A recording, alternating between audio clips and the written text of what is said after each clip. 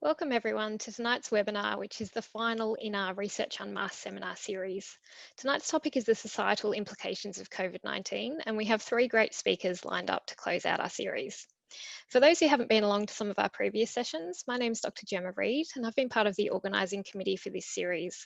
The aim of the series overall was to provide research and expertise relating to COVID-19 from some of our academics at USC.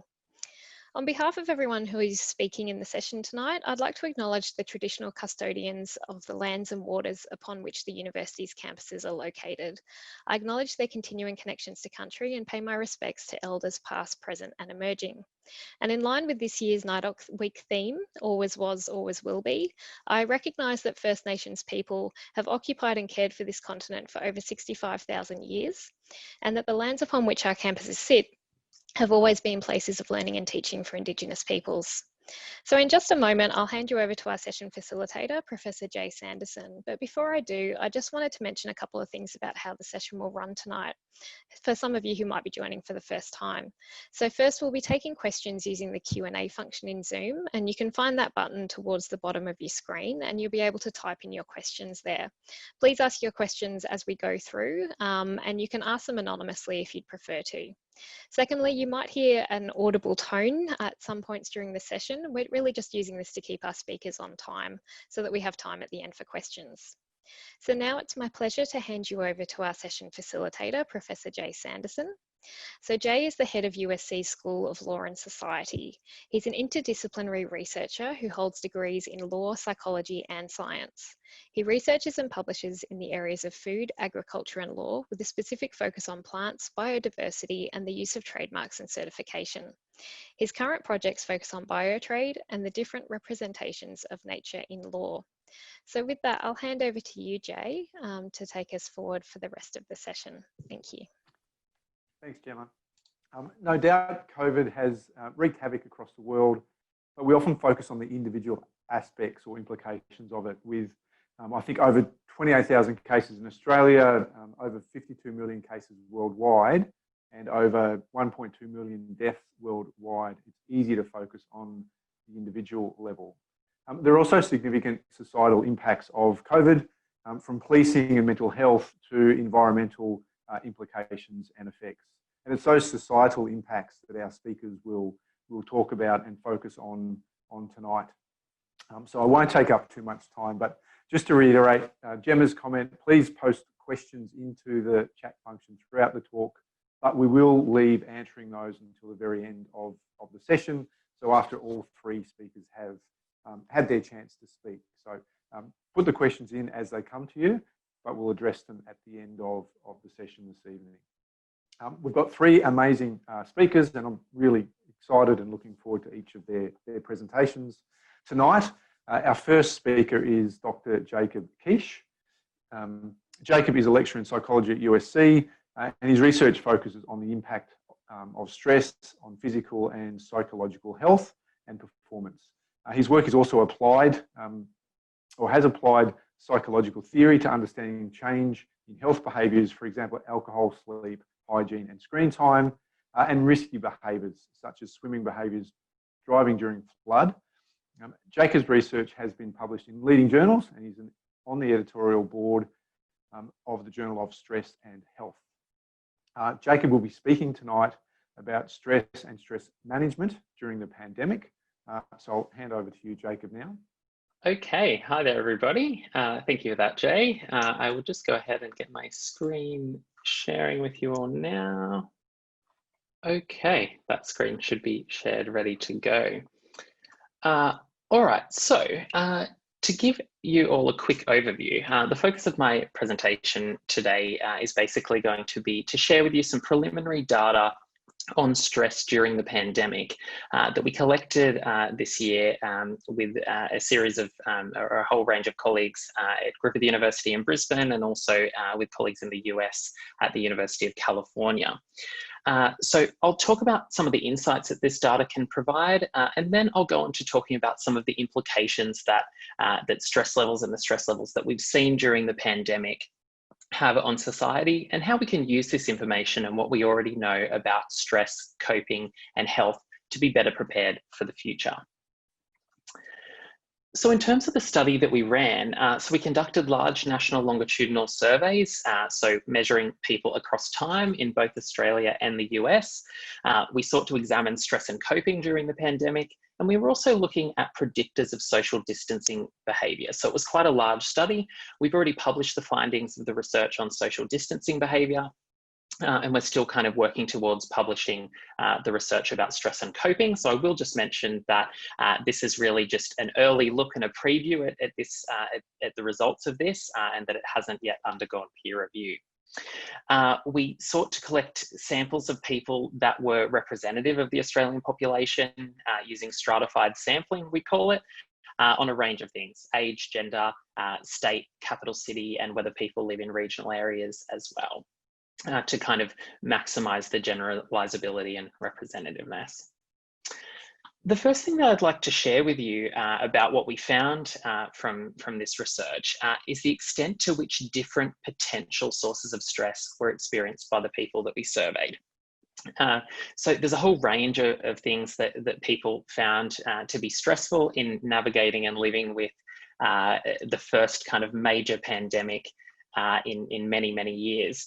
And you can see a range of different things on the slide there that we asked them about. We've got things down the bottom such as financial problems, unable to participate in normal routines and activities, difficulty with working remotely, consuming education and things like that remotely as well. But the main thing that I'd like to highlight is that what we saw fairly consistently when kind of narrowing it down to people from the US, people from Australia, and then people from regional Queensland and Brisbane, was that the most commonly experienced sources of stress among the people that we surveyed were watching and hearing distressing news reports about COVID-19 and the pandemic, uncertainty about when the pandemic will end or what will happen in the future, inability to spend time in person with close friends or family, and also uncertainty about themselves or someone close to them getting COVID-19. And this also included challenges in accessing testing and so on. So for example, the two that were kind of tending to occur most commonly were happening or were experienced by at least 75% of the people in each of the different groups. And you can see the percentages up there on the screen. So in the stress research, so we can do two things. First, we can measure what sources of stress people were exposed to, which is what I've just shared with you. And then the thing that we tend to find to be more closely linked with physical and psychological health outcomes in the context of stress is people's actual perception of how much stress they're under, or their perceived stress. And this makes a lot of sense. If you imagine any kind of potentially stressful situation, let's say two people are there experiencing it, it would be very unlikely that both would experience the same level of stress in that particular setting. So it's also been, perceived stress has also been linked with a range of health risk behaviours as well. So think of things like kind of self-soothing and trying to reduce the feeling of stress, things like alcohol, potentially drugs and other things as well. So there's a few ways that it can kind of impact health. With something so widely studied, such as perceived stress, we've got fairly good information about what the average levels of perceived stress are in the population. And we call this in psychology normative data. So on average, males tend to have scores in the low range of about 12.1, and on average, females tend to have scores also in the low range, but at the upper end of 13.7. Scores between 14 and 26 are considered moderate, and 27 and in between 27 and 40 are considered to be high. And so if we compare that to what we found in the study that we did this year, so we measured people back in April, and these are the statistics particularly from the Australian sample that we collected. We found that the average levels of stress for males was 15.7, so it's gone over into that moderate range, and the average levels of stress for females was 18. And so we can see there that overall levels of perceived stress are elevated, and we would expect that to be associated with adverse physical and psychological health outcomes. And they're kind of not really small differences either. something that's particularly interesting and important to consider and be aware of is that the gap between males and females actually widened quite substantially in this period as well. So that really highlights that the stress that occurred during the pandemic affected different groups of people at different levels. And it's likely also that this occurred in other groups as well, such as across socioeconomic statuses and so on. If we look at when we measured these people again in August, so things in most of the country were starting to get a little bit better in terms of the health response and containing the virus. The rates were still not back to their usual levels, or the average levels of stress were still not back to their usual levels, but they had reduced, and the gap between males and females had gotten smaller, but it still wasn't as narrow as how it usually is. So this data highlights that stress was elevated during the pandemic and that this more strongly affected females. And there is strong evidence from decades of research that elevated stress and elevated perceived stress over extended periods can have adverse psychological and physical health consequences. So given that this is something that happened over a fairly extended period of time and it affected the population, this is quite an important area to direct our attention and to also direct resources and efforts to help people manage their stress. So in terms of the approach to managing this, what we need to do is that we need to continue to reduce barriers to professional help seeking. And this can be done through increasing access to professional support. And the federal government has certainly come part of the way on this by allowing psychologists to consult via telehealth and Zoom and things like that. And also in areas affected by a second wave of the pandemic, they've increased access to Medicare rebates for psychology sessions from 10 to 20. We also need to consider the standard barriers and work towards reducing them as well, things like stigma and all of those kinds of things. And then finally, and this is really important because what surveys over, I guess, the last decade have shown in Australia is that not many people that are experiencing high levels of stress actually seek professional support. So rates of that range between about 11% and about 35%. So we really need to consider, what are we going to do to help all of these other people?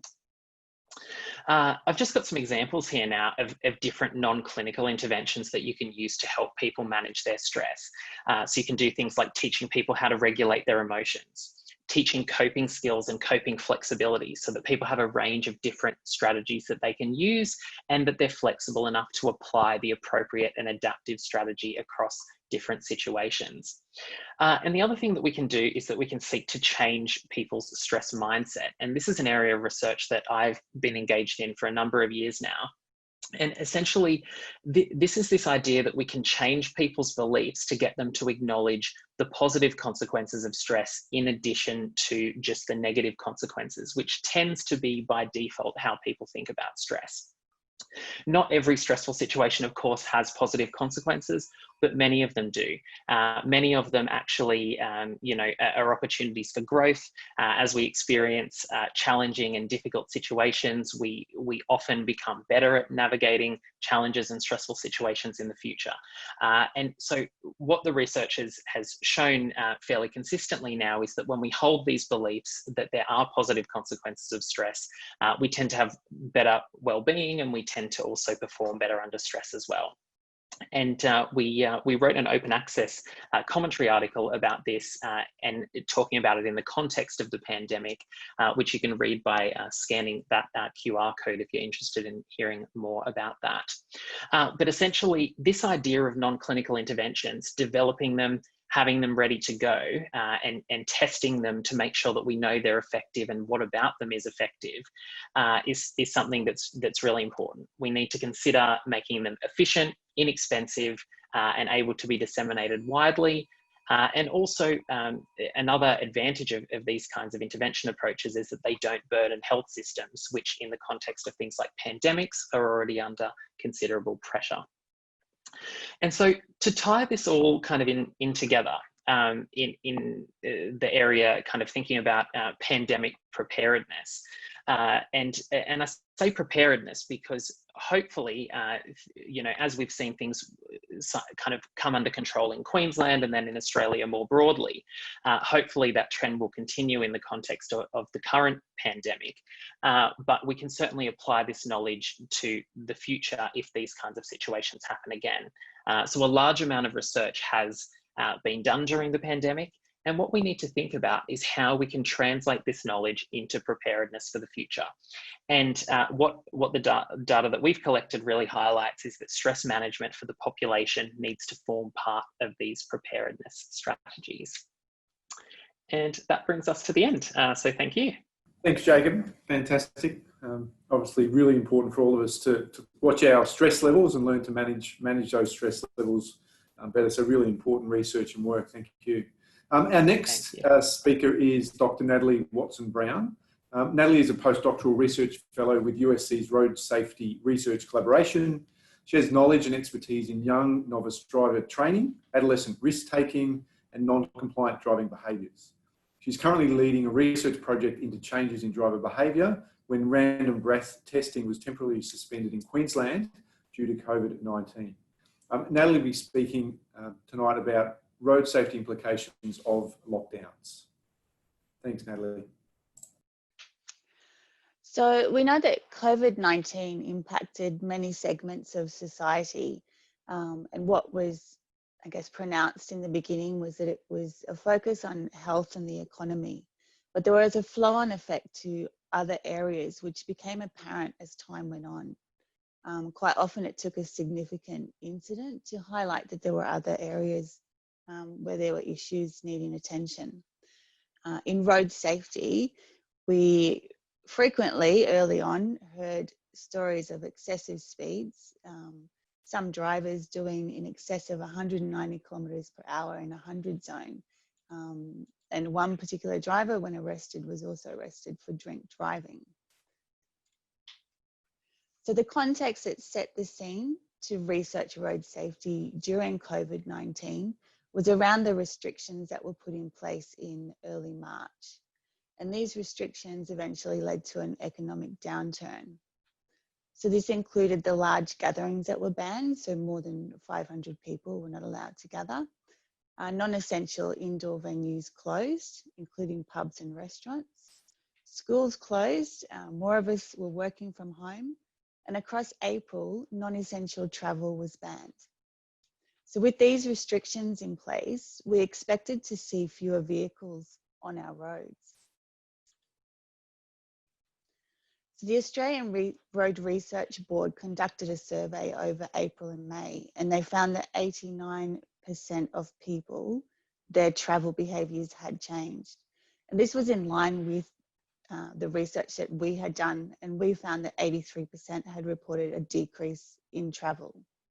And then the Department of Transport and Main Roads said that there was between 40 and 70% less on our roads in Queensland, dependent on the day that they were looking at. So then with a reduction in vehicles on the road, we expected to see a reduced risk of crashes. So we looked to previous history and we went to global economic downturns in history where there'd been a decrease in traffic density. But what we found is that for each event, there was a different effect on drivers' behaviours. So when we looked at the pandemic and what the early reports were showing, we thought about what could influence driver behaviour. So we found that stress and anxiety was prominent. Some people had a lot of increased free time. Early reports showed there was an increased consumption of alcohol, and there were opportunities for reckless driving. So all of these factors suggested that there would be an increased risk of road crash. So the pandemic was definitely an uncertain time, and we weren't certain what we were going to expect.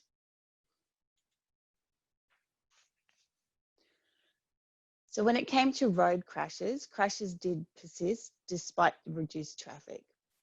When we looked at Australia as a whole, there was a decrease of 9% in the first 8 months of this year compared to 2019. However, when you compare this to the reduction in traffic volume, the crashes weren't proportionate. And unfortunately, when it came to Queensland, there was actually an 18% increase in road crash fatalities. 23% of this was attributed to drink drivers, 17% fatigue related. So I guess those people travelling to work, they were working longer hours, this may have contributed. And then 13% to speeding. And most of the fatalities that concern speeding were at speeds of over 100 kilometres. So in addition to the restrictions, in regards to drink driving and road safety, there was the additional temporary suspension of roadside RBTs. So just to clarify, these are your static multi-vehicle roadside RBTs that were suspended. So police were still on our roads and could conduct an RBT. They could pull you over if they suspected. So I'm just going to present some of the preliminary results. So we currently have under review for publication these results, but I will just give you a preview here. So overall, it showed that the restrictions mitigated engagement in drink driving. So with the closure of social venues, travel bans, this reduced the opportunity of people being able to engage in drink driving and also in other non-compliant driving behaviours. Of those people, there were some who did continue to drink drive during the restrictions. And in fact, they reported that there was an increase in their drink driving behaviour. And these drink drivers were typically young, so 18 to 24 years old, male, and generally on a provisional licence, so a red P or a green P. So what we found in our study was that 30% of the participants reported that they typically engage in drink driving, and this reduced to 12%. But again, this is not proportionate to the number of drivers on the road.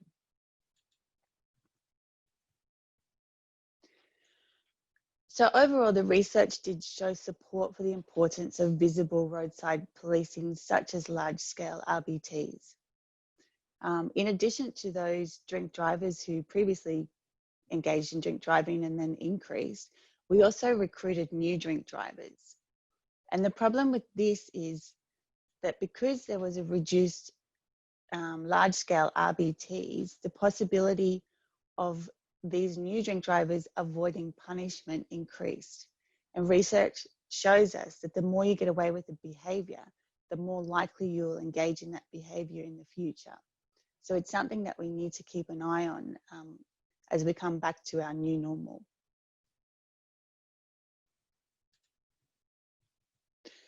Another element of the research that we looked at was drinking. So we know from previous research that alcohol consumption is a typical indicator of drink driving. So of our participants, 30 to 40% reported an increase in drinking at home. So those who reported an increase, the reasons that they provided with this was due to stress, boredom, and that more free time. However, as you can see, it's only 30 to 40%. So there were also a decent amount of people who decreased their drinking behaviours, with many people using lockdown to diet and detox. However, it was also due to reduced income from the economic downturn. So the results showed us that drinking behaviours, early on it was males and aged 25 to 40 years old that were reporting increases in drinking, but as time went on, this became females and the younger age group of 18 to 24 years old. And then what we found in relation to drink driving is that those who admitted to drink driving during restrictions were actually drinking on a daily basis. So some good news though, our drink drivers during the restrictions, 93% of them reported that they did not intend to continue engagement in this behaviour. And they perceived with RBTs being reinstated, the roadside large-scale RBTs, the perception of being caught by police increased. So we also looked at speeding and mobile phone use while driving, and similar to the drink driving findings, it was the restrictions that mitigated increases in these types of behaviours. However, the decreases that we did see were not proportionate, again, to the number of cars that were reduced on the road. So when it came to speeding, 80% of the participants claimed that they would typically speed, and this only decreased to 65%. And similar with mobile phone use, 37% typically using their phone while driving, and then 31% during restrictions claimed that they did. So just to reassure you all, the Road Safety Research Collaboration here at USC are continuing to explore improvements in road safety, particularly for best practice for policing, and also looking at personal factors that influence compliance. So what personal factors are common across our non-compliant behaviours, such as drink and drug driving, speeding, mobile phone use while driving, and we also have a very recent study also looking at tailgating. Thank you very much.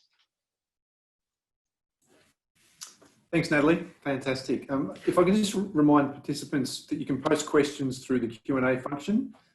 We've got one presenter to go, and then we can set about answering all of the questions that get posted up there. Our next speaker is Professor Claudia Baldwin.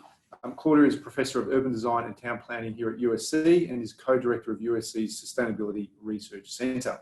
Claudia's research investigates topics as diverse as water allocation, coastal planning, rural and regional land use, climate change adaptation and community resilience, as well as age and ability-friendly communities.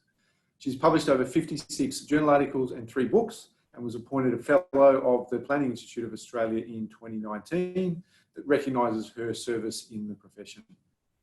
Claudia will be speaking to us on learnings from the pandemic that can be applied to climate change. Over to you, Claudia. Thank you very much, Jay. Look, I have to confess that I'm having trouble getting my PowerPoint up. I had it available earlier and somehow my screen has frozen.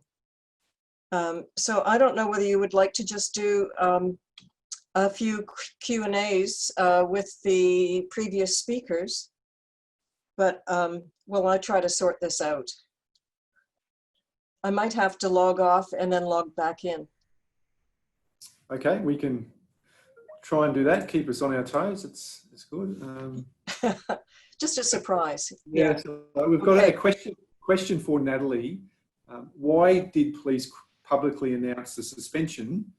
Didn't they actually encourage drink driving by letting everybody know about that? Very interesting question, and a question I guess has been out in the media. So we don't really have any insights into police decision making at all. However, within the research, we did ask the question of whether or not people were aware of the RBT suspension. And we found that 50 to 60% of our participants were aware, so the rest didn't know.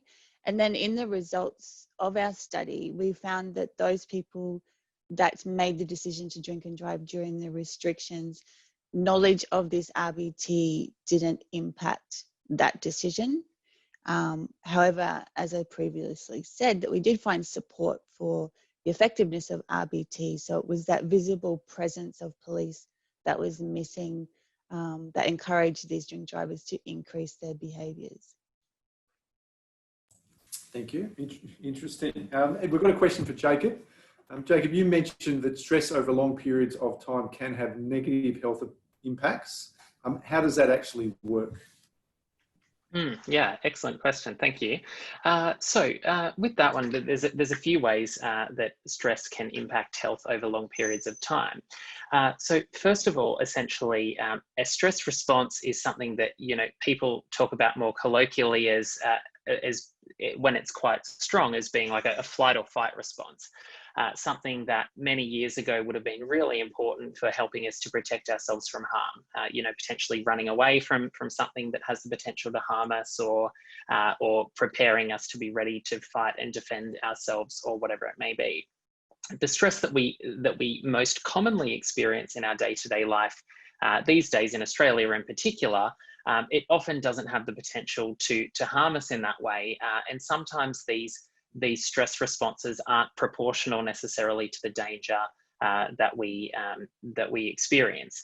So while stress is something that's kind of evolved to be adaptive, when we experience these responses quite frequently or over a long period of time, what the research has shown is that that actually starts to kind of wear out the systems and break them down.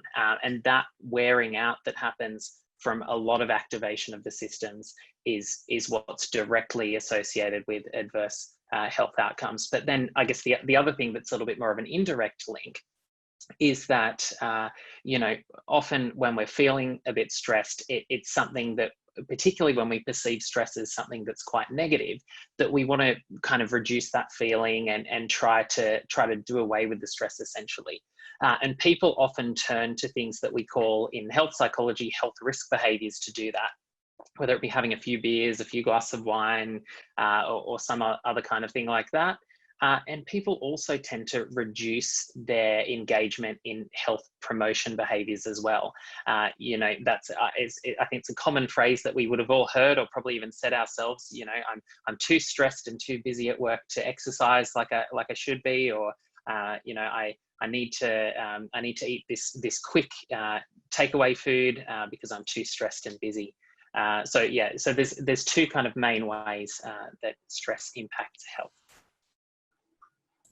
Great, thanks, Jacob. I can see Claudia's back with us. Are you ready to go, Claudia, or do you need another question?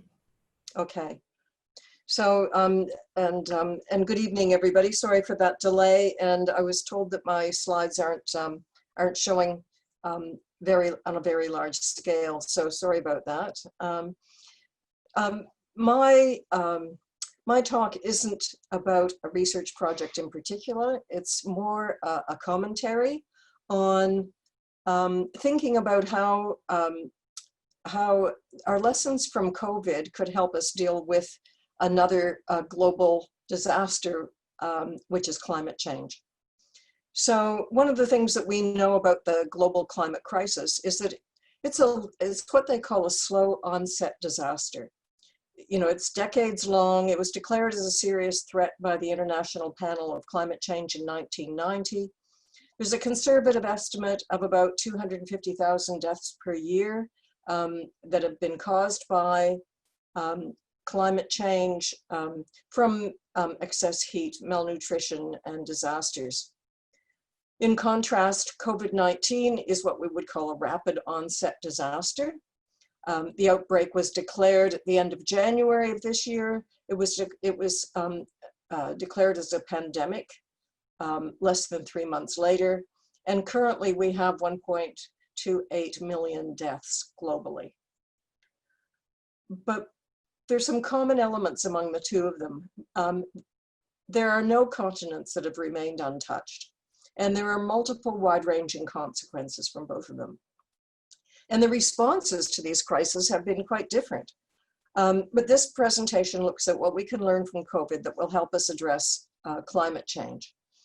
While we often use the term unprecedented when we talk about various disasters, we do know that disasters from climate change should be expected. Also, from what we've looked at for both of these disasters, integrated multi-level governance is critical, and I'll expand on that a little bit more. So our response to climate change, I think, could be applied, this element could be applied to COVID, our response to COVID could be applied to climate change. Business as usual is just not acceptable. The risk and consequences are too high. They're intolerable and unacceptable to the public. And there's a driver for action, which is the fear of the uncertain, but imaginable and often modeled consequences. In my slides, the statements in green are sort of some general principles that I think apply to both.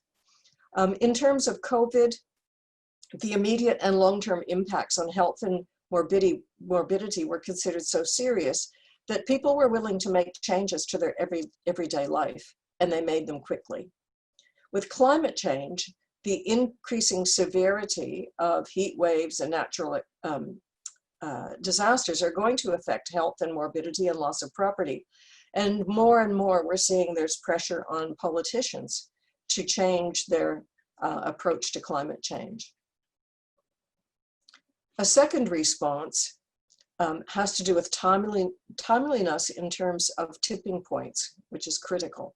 So tipping points are considered irreversible shifts in a system due to thresholds being crossed. And once these are crossed, then system dynamics change and they're irreversible, even after attempts at returning to the pre-threshold state.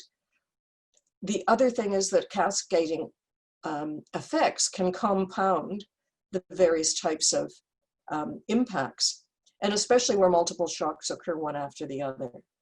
In terms of COVID, closing borders, sheltering at home, social distancing, and masks slowed new infections, contact tracing as well.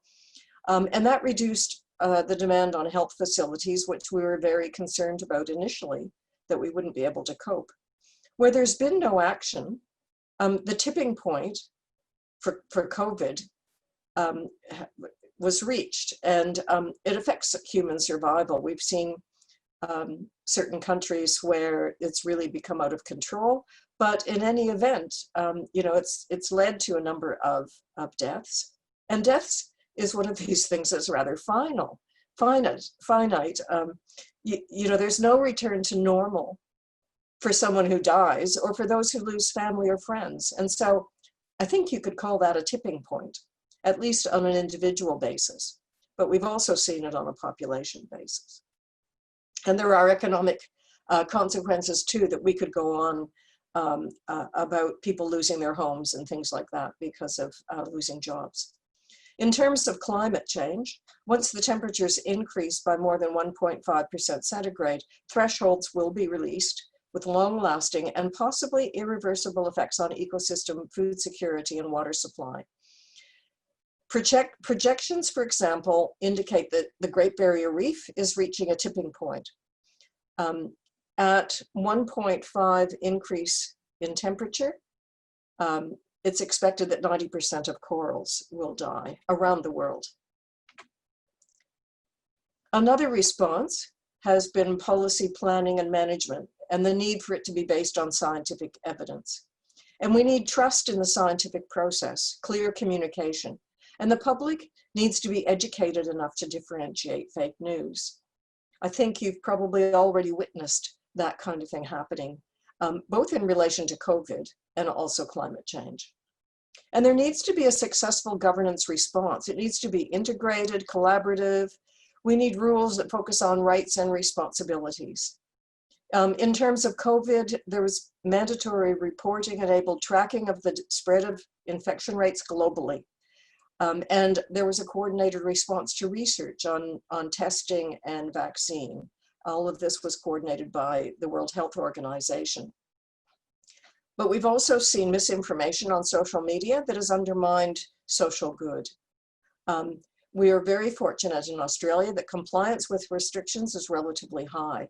And there was an integrated approach for the most part through National Cabinet.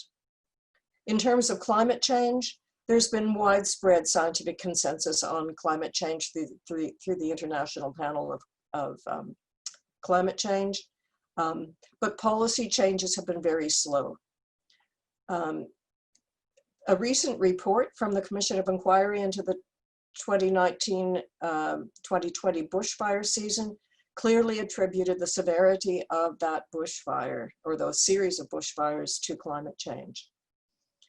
Climate deniers and lobbyists have had an overwhelming impact on policy and politics. And yet the cost of disasters is becoming insupportable.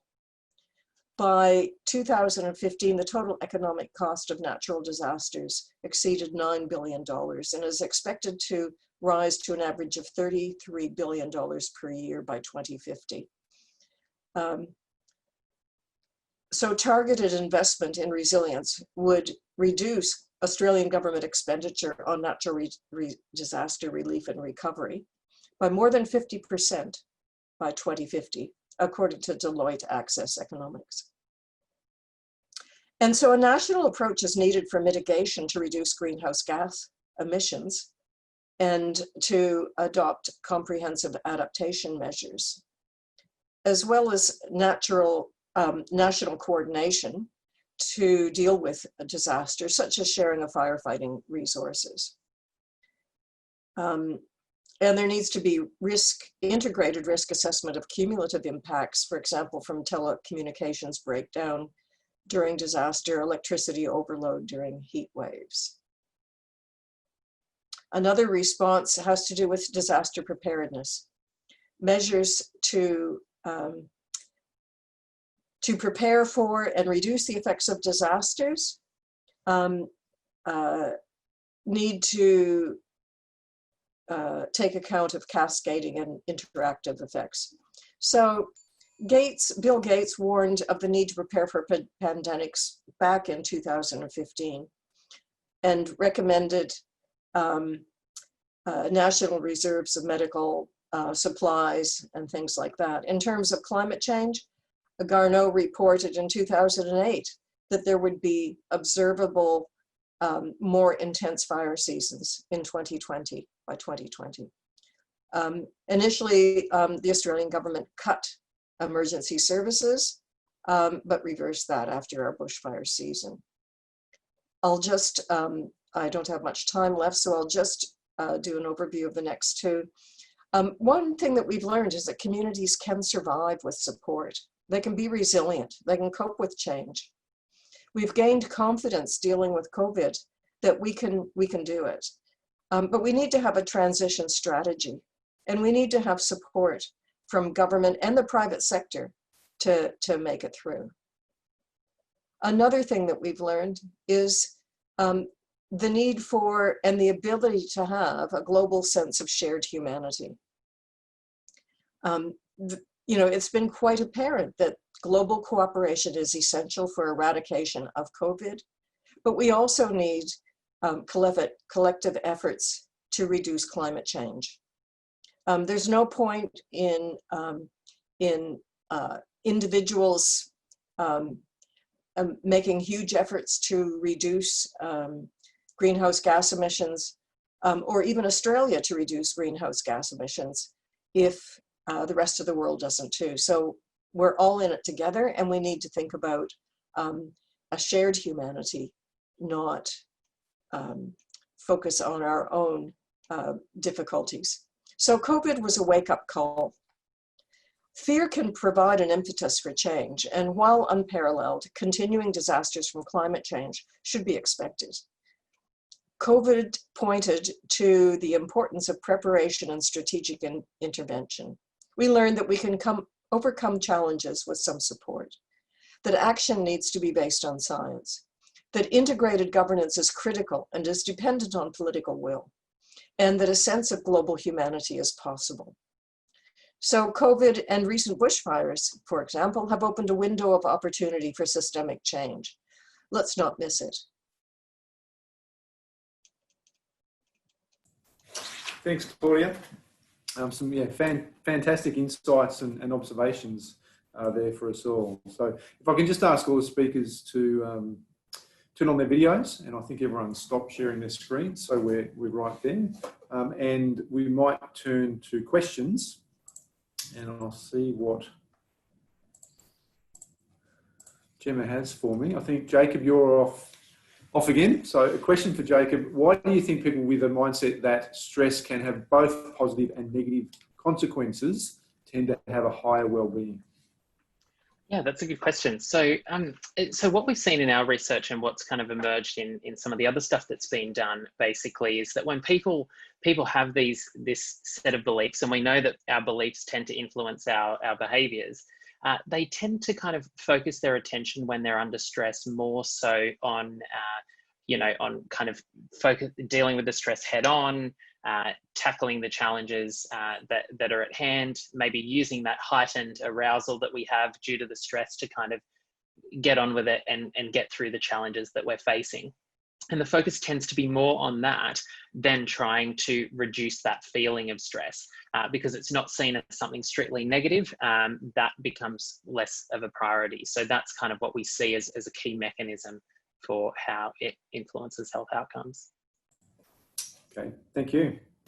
I think we're back to you, Jacob. So this is, I think, a final question for you, and then we'll move on. But small business owners experience significant stress during restrictions, particularly when they're announced. So what recommendations can you give to this group as they're unlikely to seek help? Yeah, that's a really interesting question. So the best strategy for managing stress is usually going to differ between individuals and between circumstances. There's certainly a shared experience between small business owners, but there's also probably quite unique circumstances as well. So I'll answer it in kind of a general way with some of the things that I'd suggest, but of course it is going to be a bit different between people. So we know, as I was kind of mentioning in my talk, that there's significant barriers to seeking help generally. And also in this group, there's likely to be, as you say, unique barriers. They're navigating potentially heaps of additional demands, running a business in particularly challenging times and so on. But I guess the thing that I'd say first is that if the stress is particularly bad, I think we still should encourage people to reach out for support if they can. Whether that be contacting some kind of telephone counselling support line, such as Beyond Blue, Lifeline, something like that. And Beyond Blue is actually the one that's recommended for small business owners by the Queensland government to reach out to for support. Whether it be speaking to a GP for a referral to a psychologist or something like that. These are things that we should still, even when people are reluctant, be encouraging them to do if they're in a particularly challenging place. Other than that, often, and this is not the case all the time, but often we have support networks around us, whether it be family or friends, whether it be other small business owners that are in similar situations. Again, this can be challenging, but trying to kind of reach out for support to those people, we know, and this has been shown fairly consistently in the research, tends to be quite helpful. And in fact, by admitting that you're having a tough time and seeking support, that tends to make it more normative and potentially encourage other people that might be struggling to seek help as well. So it potentially has a positive impact for both ourselves and for other people. And the final thing that I'd mention is that there's a whole range of resources online on websites such as Beyond Blue and other similar kinds of services that talk about coping strategies that people can use. And the way that I'd recommend people use them is potentially for ideas for how to cope with stress. And I think that we improve our coping by building up more strategies and having more things kind of in our toolbox. And sometimes it's a bit of a trial and error process of working out what works for me by implementing different strategies. So yeah, that's what I would recommend. All right, fantastic. I've got a question now for Natalie. Natalie, did the increasing police presence that monitored travel restrictions influence people's driving behaviours as well? So another good question. It's not something that we specifically or directly investigated in our research. However, there's more and more support that shows a general deterrent effect just from the presence of police. For example, with the large scale RBTs, we know that presence can reduce speeding and mobile phone use, and just having a police car on the side of the road, like international studies have also shown that people will put away their phones and they will slow down while the police are there. And then from the study that we did do, we found that general deterrent effects of RBTs on drink driving. And I guess it's important going forward to know that the investment in road policing is critical to safety on the roads. However, we also understand that policing is a limited resource, so there's other factors that we need to start looking into.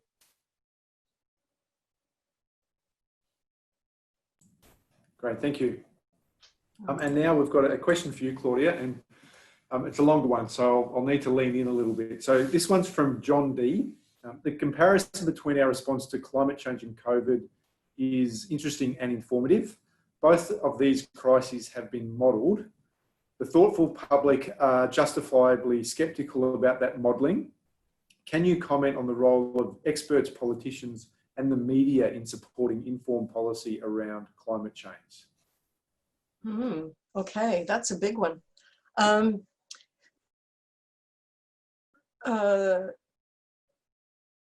Look, I